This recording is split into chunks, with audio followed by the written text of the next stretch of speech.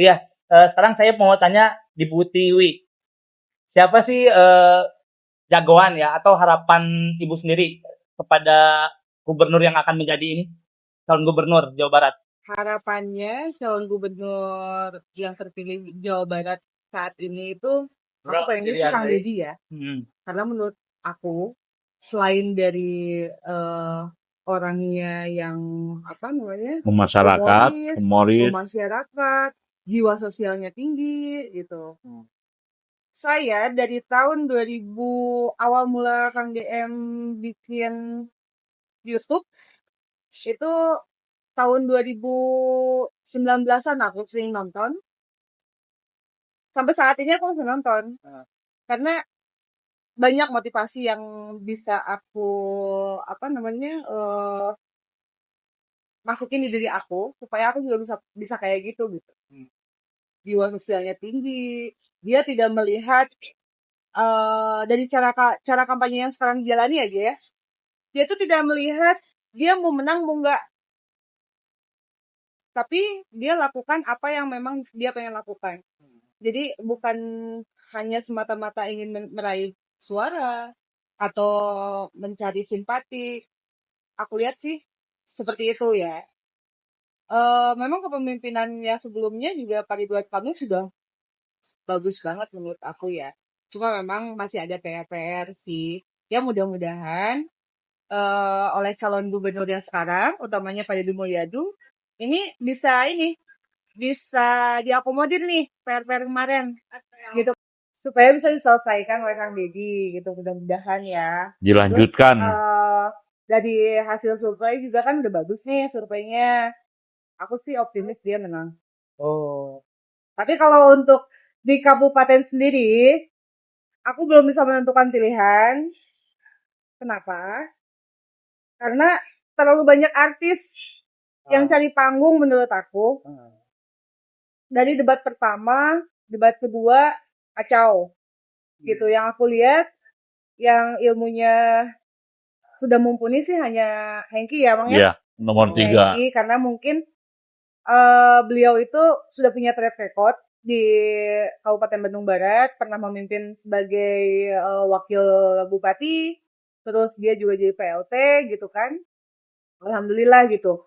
Di debat sekarang, di pemilihan sekarang, pencalonan sekarang itu dia udah lebih bagus lah ya gitu karena mungkin sudah punya pengalaman itu sendiri. Tapi awal mula juga karena saya juga ikut juga berpartisipasi dalam pendukungan calon bupati tahun 2019 itu, eh aku tahu banget kualitasnya Hengki itu seperti apa gitu. Tapi alhamdulillah lah sekarang dia sudah memiliki wawasan yang banyak, terus ya bisa ditampilkan sekarang ya, dibuktikannya sekarang ya, Bang ya. Dia bisa mendominasi dari calon-calon lain. Kayaknya sih prediksi sih masih Pak Hengki nih kayaknya kalau di Kabupaten Bandung Barat. ya, masih Pak Hengki sih. Cuma yang kita waspadai sekarang sih banyak rumor-rumor yang nggak enak ya, Bang. Iya. apa itu Terkait rumornya? apa tuh, Bang? Jelasin, Bang. Lagi seru ya. Itu Pak rumornya, Pak. Banyak sih ngejurus ke apa? Money politik Money yang politik sistematis. mulai dari RT RW sampai ke desanya gitu. Nah inilah celah ini yang memang harus kita waspadai, terutama untuk para tim suksesnya Pak Hengki untuk bisa lebih waspada ke arah situ sih. Takutnya memang si money politik yang sistematis ini dilakukan oleh salah satu calon ini memang benar bekerja gitu. Itu aja sih. Aku cuman bisa ungek. Tadi kan sebagai warga Bandung ya? Ya. Bandungnya di mana nih? Bandung Barat. Oh, Bandung Barat ya. Nah, harapan Teteh sih buat calon bupati selanjutnya tuh apa sih? Harapan aku untuk Kabupaten Bandung Barat, semoga di periode berikutnya kita punya pemimpin yang amanah. Itu yang paling penting, amanah. Karena recordnya si KBB ini bupatinya korup terus nih. Oh. Gitu, jangan sampai di kepemimpinan yang selanjutnya terjadi hal seperti itu lagi. Nah, kita sebagai masyarakat harus juga mendorong itu agar tidak terjadi hal-hal seperti itu. Gitu kan, contoh. Korupsi itu kan berawal dari akar dulu dong. Kalau akarnya sudah bermain uang, ke atasnya juga pasti kayak gitu. Iya, iya. Nah, untuk meminimalisir terjadinya tindak korupsi, kita sebagai warga masyarakat harus peran serta. Contoh, hal kecil aja. Kita bikin KTP. Tahu kan kalau bikin KTP? Iya. KTP itu gratis. Ya. Ya kita jangan maulah. Nih, tolong bikin KTP dong, ntar aku kasih duit. Jangan juga kayak gitu. Kita ikuti aja mekanismenya kayak apa gitu kan. KTP gratis, prosesnya berapa hari, ya kita tunggulah berapa hari itu gitu kan. Jangan sekarang KTP gratis, nembak gitu kan, sehari pengen jadi terus kasih duit. Nah, Iya. itulah hal-hal kayak gitu yang memang harus tumbuh di dalam diri kita untuk kalau misalnya di bawahnya udah nggak begitu, pasti yakin ke atas juga nggak akan mungkin kayak gitu gitu. Oh.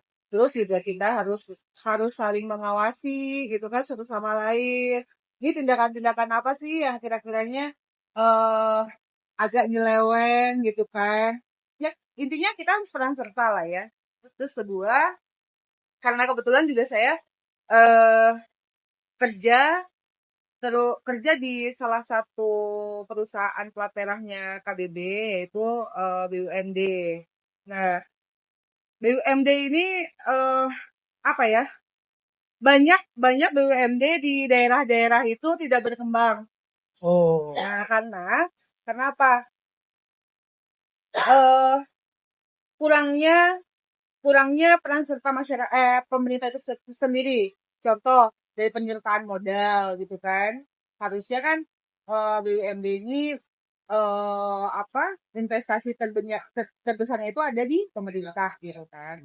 Nah, kita itu sebenarnya walaupun memang keharusannya pihak pemerintah ini mensupport kita berinvestasi di BUMD, harus punya saham paling besar kan si Iya. Pemda itu di BUMD. Kita sih tidak berharap itu gitu. Kita hanya kita bisa mandiri, kita nggak mau tergantung juga sama pemerintah. Dan sampai saat ini kita udah jalan mungkin sekitar 1 tahun lebih lah ya.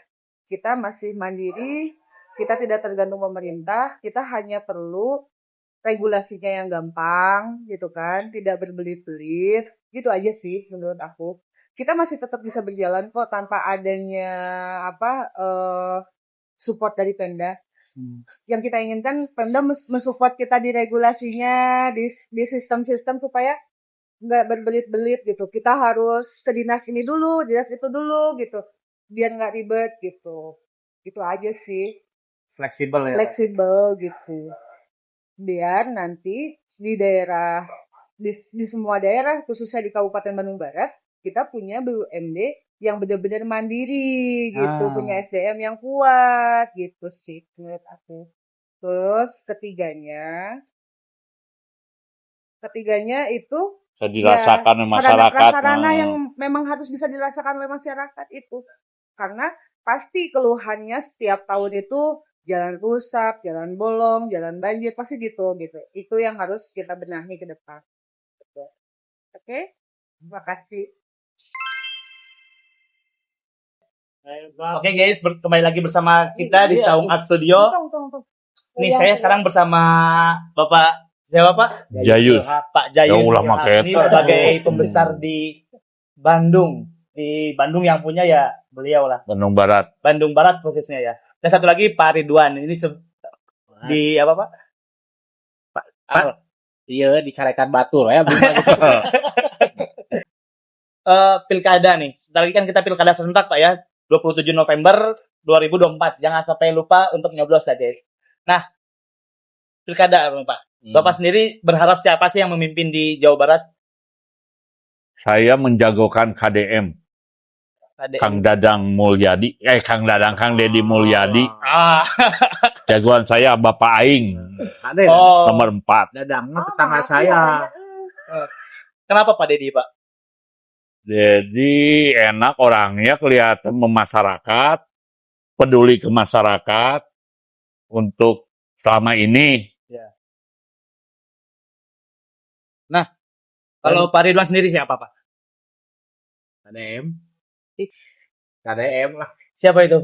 Ya, Deddy Mulyadi. Kang Deddy Mulyadi. Oh, Iya. Kang Deddy itu sebutannya KDM ya. Ya, Nah, singkatannya. Singkatan. Kang Deddy Mulyadi. Nah, kalau saya sendiri nih sih Pak ya, saya pengen sih Pak Ridwan Kamil. Kenapa? Karena Pak Ridwan Kamil kan udah 2 periode. Kan beda wilayah. Beda wilayah. Ini kan apa? Pengennya anak muda nih. Hmm. Karena kan Kang Ridwan Kamil kan emang mewakili ya. Hmm. Kenapa mewakili? Karena emang udah 2 periode dan banyak infrastruktur yang berjalan dan masih banyak PR-nya. Contohnya PR-nya itu di jalan lah, di perhubungan, transportasi kan itu masih sangat kurang ya di Bandung ya. Ya.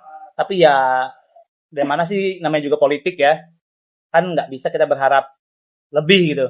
Karena emang selalu ada dinamika. Gimana Pak? Buat yang lainnya Pak, selain Pak Kang Deddy Mulyadi? Ya sih, sih. Saya ke Kang DM karena apa nggak ada yang saya kenal gitu. Yang tahu cuman Kang DM aja. Ayo mas santai banyak, belum acara santai, baru ngobrol masalah piduiteun utama namanya, lain pilih omongan. Nanti omong orang tinggal ke jalan, mau bedog, terus omongan ya. Iya kan nanti piduiteun berjayu, cuma minyak enak, minyak cuma lancar. Alhamdulillah. Nah, ya bisnisnya 2, minyak, no. Ya, Ya. itu bahasa Sunda, ya. Indonesia jeung nawar segala. Ya. Indonesia. Nah, ini si bapak ini bisnis di 2, 1 minyak, 2 di telur. Nah, kalau misalnya tanya masalah harga telur, nah ini dari pasaran beda 500 ya, Lebih. bisa lebih kalau banyak. Kita ngomong-ngomong curhatan,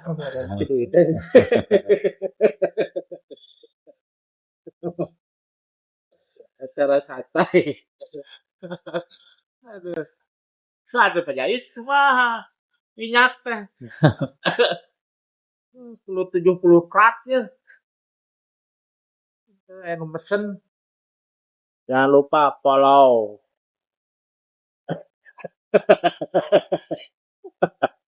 Follow, jangan lupa subscribe. Seri zaman dulu seri. Jadi itu pada di teruskan tau kumaha itu kawis minyak. Iya dong. Ada iya dong. Harus. Harus ya. Ini pemegang saham Pasar Tagong. Bapak ini Pak Jayus namanya. Kepala ojek di Pasar Tagong. Gini, keamanan. Kalau mau tanya-tanya silsilah ini bapak ini. Itu prosesnya di pasar lah udah terkenal lah. Lanian siapa Pak? Lanian siapa? Jayus Rehak. Nah ini Pak Jayus Rehak. Kalau ada nanya di Pasar Tagong sudah tidak bilang lagi kalau bahasa Sunda. Jayus Rehak. Bohong. Apa aman kalau udah urusan sama Jayus Rehak. Ini kan tengah ngomong ini. Jadi kayak pas lu bodor gitu. Gua nggak jalur heula gitu. Ya, kan ini geus jalur. Jalur itu nya. Nah, sudah didoping lah Pak Jayus. Jeung Jayus Rehak. Tong make Rehak dulu. Masalah Pekerjaan Pak itu. Yang di anak buah itu yang gimana sih yang 2? kacau. Kacau. Masalah anak buah punya 2 tapi kacau. Tahu kacau apa? Bahasa Jerman mah guru gusu. Guru bucu. Ini masih dua kok. Mungkin kita akan lanjut di obrolan-obrolan selanjutnya. Oke. Nggak ada harapan Udah Cukup. Oke. Oh, kata-kata hari ini.